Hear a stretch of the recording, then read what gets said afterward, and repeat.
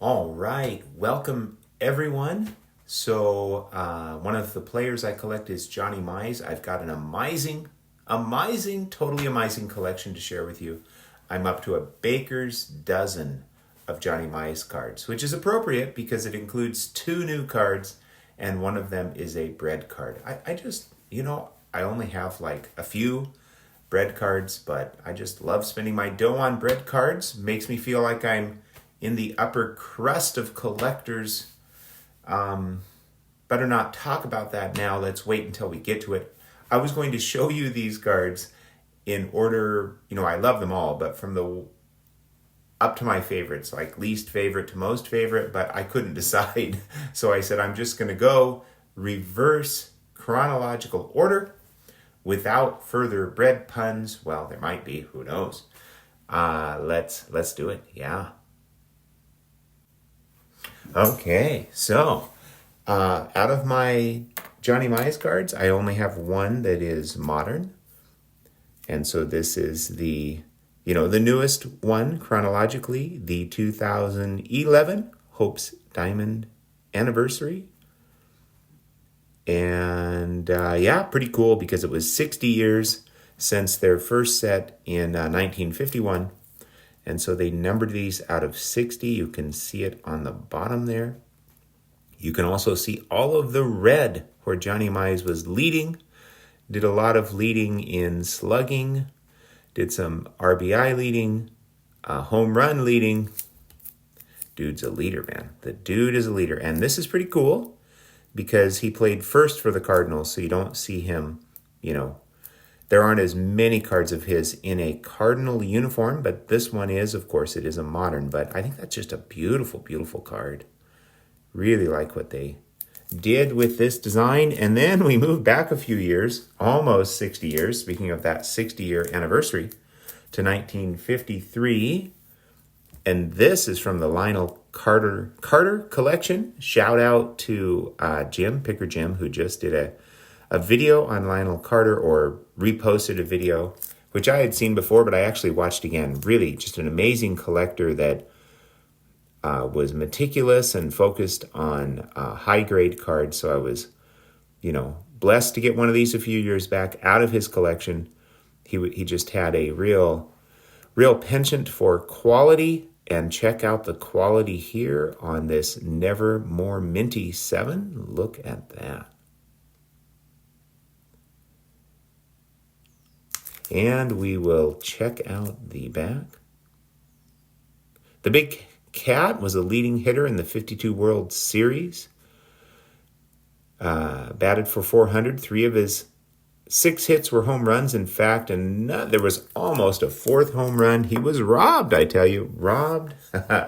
So there we go with the 53 tops. And I've got another one from 53. This is his one Redman Tobacco card. I just love this card. The colors. He was a spokesman for Redman Tobacco as well.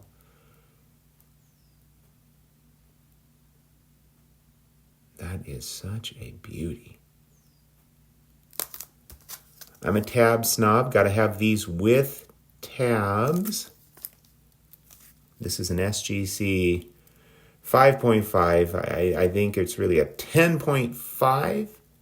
That is super sweet. So there we see the two 53s together. And now we're going to move back in time. You guessed it, to 1952. I've got 3 cards from 1952. This one I picked up at the 2023 National in this Gem Mint 3. The registration is spot on for this particular card.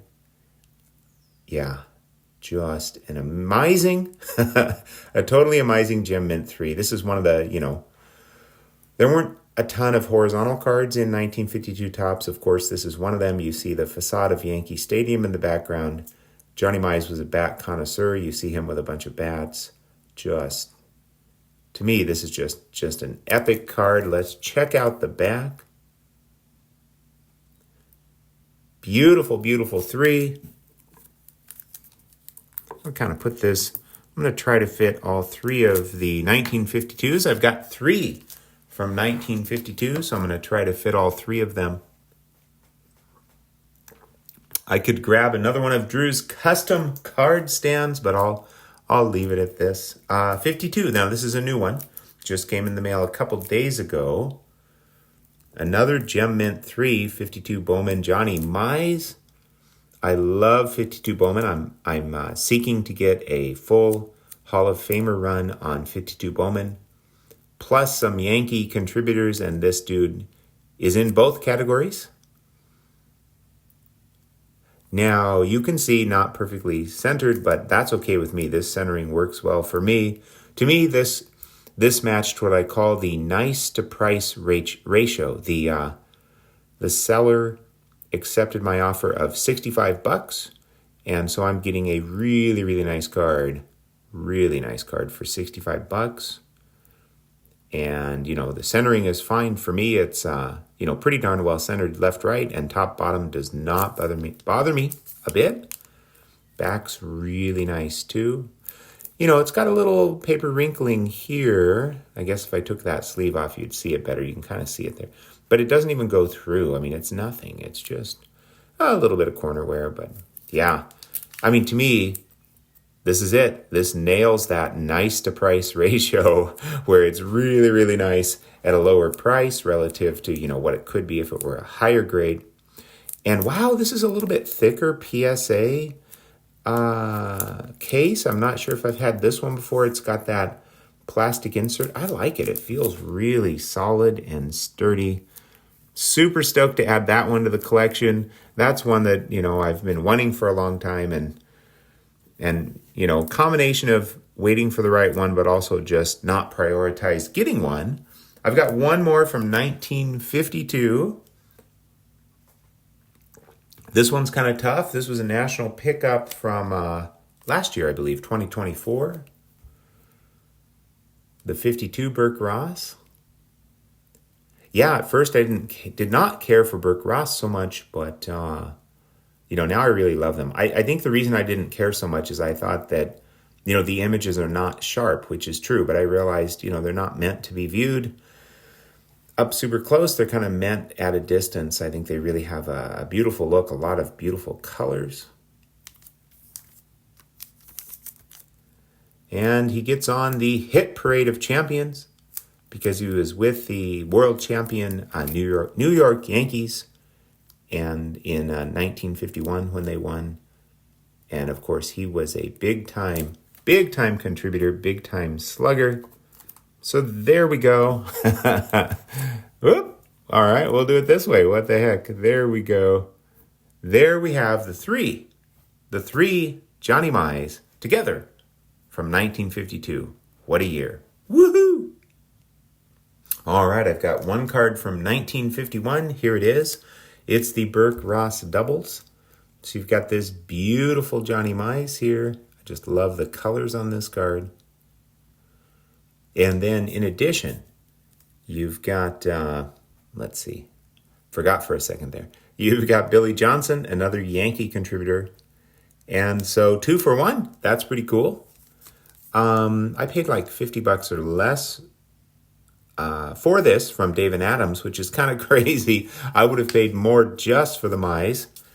I think there's more people that like the singles. They'd rather have Mize alone than Mize with Johnson. But hey, I'll take it. I'll take the bonus Yankee contributor, not only for free, but actually for a discount because the two were cheaper than the one. How often does that happen? Woohoo! All right, now we jump back to 1949, and we've got his first Bowman color card. What a beauty. This also comes with a name plate, which I hope to pick up at some time. I guess this would be a great time for me to talk about what's my plan with Johnny Mize. So I'm not necessarily going for completion. I'm certainly not going to get all of the modern cards with Johnny Mize. I guess I'll just, whenever I can pick up a vintage Johnny Mize card that is, I like the card, I like the price, I'm going to get it. And but I have no completion goal other than to add add some more over time. So heck, I guess I would add them all if I like them all, and if they're, quote unquote affordable. As far as modern goes, I have the one modern Johnny Mize card. I suppose I could pick up another one or two if it's something I really like that appeals to me. So I guess the answer to this, my own long-winded answer to the question is, hey, if I like them and I like the price, or I'm willing to pay the price, I'll just keep getting them and I'll enjoy the ones I have. And if I end up with more, I will rejoice in that, and I'll rejoice in the ones that I have. One more from 1949, the Leaf. This is one of my favorites by far. I mean, the colors just, check out that kind of reddish color there. The yellow, the blue. I mean, talk about a portrait here. Yeah, this is definitely one of my favorites. I just absolutely love it. And here we have the back, that nice thick black ink. Yeah, you're a slugger when the back of your cards are talking about your slugging and your home runs. So there's the two from 49. Now I've got one from 48. Now here's what's fascinating. This is sometimes considered his rookie. This is in a 10. I know it says 5, but it's really a 10, as your eyes can tell. Look at that beauty. Wow. Yeah, no wrinkles that I can see. Hey, if I can't see them, do they really matter? Yeah, that's a good point. Hey, if you can't see it, but, seriously, I have pretty good close-up eyesight. I've checked it out pretty well. Not that I really would care if it had, well, 5s usually don't have wrinkles, but I like to check out my cards and see what's going on and see if I can live with the defects. And, I keep the ones where I can live with the defects. And, for the most part, I don't want creases through the face, etc. But I'm happy. I'm very happy that I can handle stuff that used to bug me big time. So I've mellowed, which I'm happy about. I suppose there's kind of this balance between mellow and being picky. On the one hand, being picky helps a person to wait and be patient and, get the card that is nicer for them, or maybe nicer in general, depending on what your definition of nicer is. But on the other hand, being not so picky allows you to really enjoy cards that have some condition issues, and, allows you to potentially save some money and, maybe have more fun collecting. So I feel like there's kind of this balance between being picky. As a general rule, if something's relatively available, then I'll be more picky. If it's relatively scarce, I'll be less picky. For this particular card or relatively scarce or busting my budget, or tough to find nice, or you have to pay crazy money to find a nice one, well, then I'll be less picky. And I'll look for something I'll be less picky about centering in that case, and maybe corners and so forth, and some little wrinkles here and there. But I'll look for something that just has nice eye appeal to me, nice color if it's colored, nice registration, vibrancy of the colors. This card I really like. I could go out and find a better centered one, or, but I don't want to spend, I really like the colors in this one. I don't want to spend more money. I'm happy with the one I have. Usually when I get one, I'm happy with that copy. And if I'm not, I'll sell or trade it and move on. All right. We are now getting ready to move back from 1949 to 1947. And here we go. And believe it or not, from 1947, 2 bread cards. One that's new, one that I've had for a while. This is the one I've had for a while, the Bond bread. In a Too Good to Be 2, check that beauty out. These had the beveled corners so that they would slide into the bread bags. I saw a higher grade on this, I think a 5. I was going to bid aggressively, but as I inspected it, I realized this one has much nicer color. I know it's black and white, but, nice image with a much more ink, much clearer. And I said, yeah, I don't really want the 5. It might be technically better, but I'd rather have the Much stronger image. And there's that blank back. So that's the Bond Bread. That's a pretty tough card. Tough card to get. So is that the rookie? The 48 Bowman is often considered the rookie, but wait a minute. We got this 47 Bond Bread. Will the real Johnny Mize rookie please stand up? Is that the rookie? Well, what about this? The new card. The other new card that puts me in the upper crust of collectors. Here is a toughie. Is this the rookie or a rookie for Johnny Mize? 47 Tip Top Bread in a Vintage Greatness 3. Seller wanted $400 with $3 shipping. I offered $297. All in, I'm into this $300 because there's no sales tax in Oregon. A really tough card and a really nice 3. By the way, there's only 2 of these 3s. One is owned by me, and one is owned by Dan. Dan's Vintage Baseball PC, I believe. So that's pretty cool. 2 of these SGC 3s, yeah. So there's the front, and here's the back. What I think is cool about these cards is there's different sayings on top. Tip Top is a pennant winner every day at every meal. There's different sayings that are always, connecting Tip Top Bread with baseball.